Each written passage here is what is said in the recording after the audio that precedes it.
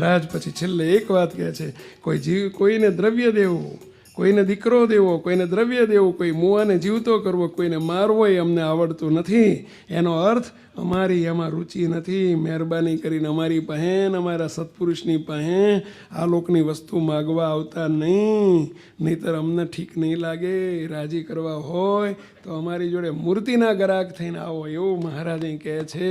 ઇતિ વચનામૃતમ ગઢડા પ્રથમ પ્રકરણનું 8મું વચનામૃત તે થયું. શ્રીપતિમ શ્રીધરમ સર્વદેવેશ્વરમ ભક્તિધર્માત્મજમ વાસુદેવમ હરે માધવમ કેશવમ કામદમ કારણમ સ્વામિનારાયણમ નીલકંઠમ ભજે. સ્વામિનારાયણ સ્વામિનારાયણ સ્વામિનારાયણ સ્વામિનારાયણ.